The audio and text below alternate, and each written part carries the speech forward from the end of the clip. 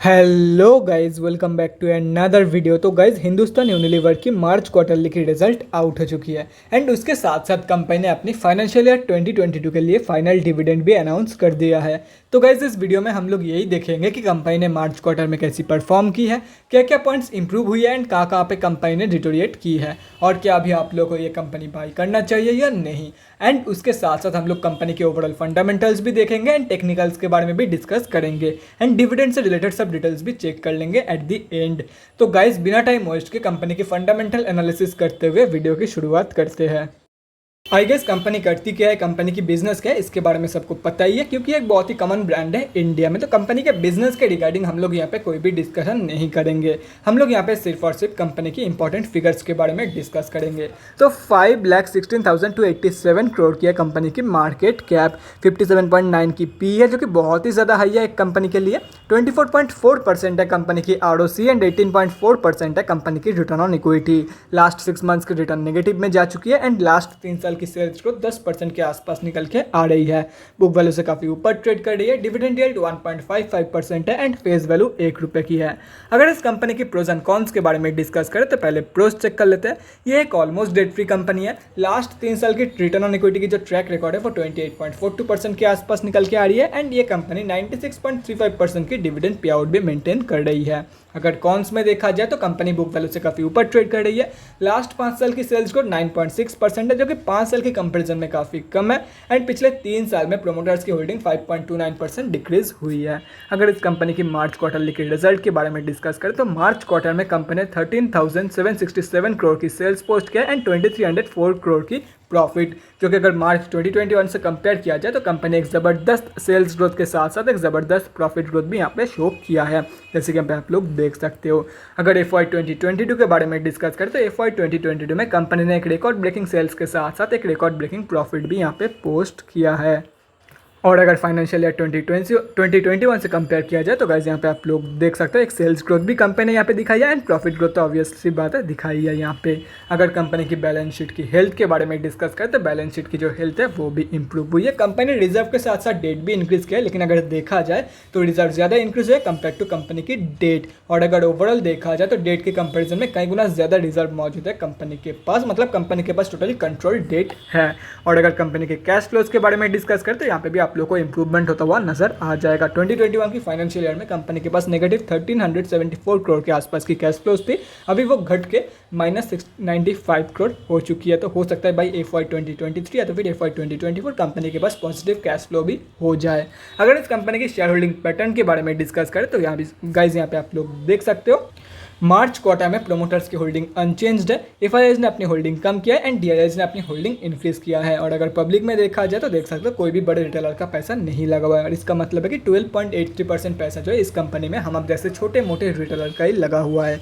अभी कंक्लूजन पे आते हैं कि कंपनी एक्चुअली कैसी है for short term trade and long term investment purpose. तो देखो गाइस, मैं आप लोग को यही बोलूँगा, शॉर्ट टर्म के लिए कंसिडर मत करो, बाकी लॉन्ग टर्म के लिए मैं आप लोग को यही बोलूँगा अगर आप लोग इस कंपनी के प्रोडक्ट्स, इस कंपनी के पर्सनल केयर प्रोडक्ट्स आप लोग यूज़ करते हो तो डेफिनेटली आप लोग इस कंपनी में पैसा लगा सकते हो। इससे अच्छी बात क्या हो सकती है, जिस कंपनी के प्रोडक्ट आप लोग यूज़ कर रहे हो डेली बेसिस पे उसी कंपनी की प्रोडक्ट में पैसा लगाने से अच्छी बात कुछ भी नहीं हो सकती। तो इसलिए बोल रहा हूँ अगर इस कंपनी के प्रोडक्ट्स आप लोग यूज़ करते हो आई गेस कि 90% लोग जो मेरे व्यूअर्स हैं वो इस कंपनी के एक ना एक तो प्रोडक्ट यूज़ करते ही होंगे। इंडिया में ऐसा कोई घर नहीं है जहाँ पे हिंदुस्तान यूनिलीवर की कोई प्रोडक्ट यूज़ ना होता हो। तो इसलिए मैं बोल रहा हूँ डेफिनेटली आप लोग इस कंपनी को कंसिडर करके चल सकते हो for long term investment purpose. तो गाइस, ये तो हो गया कंपनी की fundamental analysis and March quarter में कंपनी ने कैसी परफॉर्म की है। अभी डिस्कस करते हैं कंपनी के डिविडेंड के बारे में और देखते हैं कि आप लोग कितना डिविडेंड मिलने वाला है from this company and most importantly कब मिलने वाला है। तो गाइज यहाँ पे आप लोग देख सकते हो आप लोगों को पर शेयर ₹19 का डिविडेंड मिलने वाला है और एक डिविडेंड डेट है 15 जून। मतलब अगर आप लोगों को डिविडेंड चाहिए तो स्टॉक बाई करने का लास्ट डेट है 14 तारीख, क्योंकि 15 तारीख को है एक्स डिविडेंड डेट और इसका मतलब है कि 16 तारीख को है रिकॉर्ड डेट और रिकॉर्ड डेट के दिन आप लोग के डीमैट अकाउंट में शेयर होना चाहिए। और वहीं पर अगर आप लोग एक्स डिविडेंड के डेट पर शेयर को बाई करते हो तो आप लोग के डीमैट अकाउंट में शेयर क्रेडिट होगा 17 तारीख को और इसका मतलब है कि आप लोग को डिविडेंड नहीं मिलने वाला है अगर आप लोग एक्स डिविडेंड के डेट पर शेयर को बाई करते हो। तो अगर डिविडेंड चाहिए तो 14 तारीख या तो फिर उससे पहले स्टॉक को उठा लो और सिर्फ डिविडेंड के लिए स्टॉक को प्लीज बाई मत करो। अगर लॉन्ग टर्म या तो फिर शॉर्ट टर्म का कोई प्लान बन रहा है आप लोगों को तो ही 14 तारीख से पहले उठा लो, आप लोग को डिविडेंड मिल जाएगी। 14 तारीख के बाद भी उठा सकते हो, लेकिन अगर प्लान बन ही रहा है तो 14 तारीख से पहले उठा लो, आप लोग को डिविडेंड भी, इस बार का डिविडेंड भी मिल जाएगा आप लोगों को। तो गाइस ये तो होगा कंपनी के डिविडेंड से रिलेटेड सब डिटेल्स। अभी कंपनी के टेक्निकल्स के बारे में डिस्कस करते हैं और देखते हैं कि सपोर्ट जोन कहाँ पे है, एंड उसके साथ साथ हम लोग स्विंग ट्रेडिंग लेवल्स के बारे में भी डिस्कस करेंगे। तो गाइज यहाँ पे हम लोग आ चुके हैं एनएससी के डेली चार्ट पे। पहले उन लोगों के बारे में डिस्कस करते हैं जो लोग इस कंपनी में लॉन्ग टर्म के लिए पोजीशन प्लानिंग कर रहे हैं। तो देखो गाइज मैं आप लोगों को यही बोलूँगा, कुछ दिन वेट कर लो, आप लोगों को ये कंपनी 2100 रुपये के लेवल पे मिल जाएगी। एंड अगर 2100 रुपये के लेवल पे आप लोग को ये कंपनी मिल जाती है तो आप लोग डेफिनेटली लॉन्ग टर्म के लिए प्लानिंग कर सकते हो। एक बहुत ही बढ़िया प्राइस रेंज रहेगा, बहुत ही बढ़िया एंट्री प्राइस रहेगा आप लोगों के लिए। तो गाइज ये तो हो गया जो लोग लॉन्ग टर्म के लिए पोजीशन प्लानिंग कर रहे हैं उन लोगों को क्या करना है। अभी डिस्कस करते हैं कि स्विंग ट्रेड कैसे प्लान करना है इस कंपनी में। बहुत ही ज़्यादा सिंपल है स्विंग ट्रेड प्लान करना। वेट फॉर दी रिवर्सल, चाहे वो 2100 रुपये के लेवल से दे रही हो या 1950 रुपये की, wait for the reversal. Reversal के बाद कंफर्मेशन तक वेट करना है। अगर कंपनी यहाँ से रिवर्सल शो कर रही है तो आफ्टर कंफर्मेशन आप लोग बाइंग प्लान कर सकते हो। ये होगा फर्स्ट टारगेट एंड ये होगा सेकंड।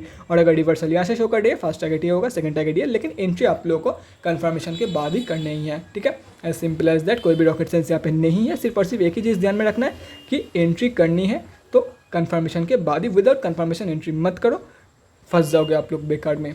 तो गाइस सभी के सभी इंपॉर्टेंट लेवल्स इस कंपनी के रिगार्डिंग आप लोगों के सामने हैं। अगर आप लोग चाहते हो तो स्क्रीनशॉट लेके रख सकते हो, कहीं पे नोट डाउन करना चाहते हो तो वो भी कर सकते हो। मैं करंट मार्केट प्राइस को इरेज कर दिया ताकि बाद में कोई भी कंफ्यूजन ना हो रिगार्डिंग द लेवल्स। तो guys that's it for this video. अगले वीडियो में मिलते हैं गाइस, थैंक्स फॉर वॉचिंग। और गाइस अगर आप लोगों के मन में कोई भी डाउट या क्वेरी रहती है स्टॉक मार्केट या किसी भी स्टॉक से रिलेटेड तो कमेंट सेक्शन में कमेंट करके मुझसे पूछ सकते हो, या तो फिर मेरे इंस्टाग्राम का लिंक आप लोग को डिस्क्रिप्शन बॉक्स में मिल जाएगा, जाके वहाँ पर ही मुझे डीएम कर सकते हो for an one on one conversation. Thanks again for watching guys, bye guys, and definitely guys stay safe.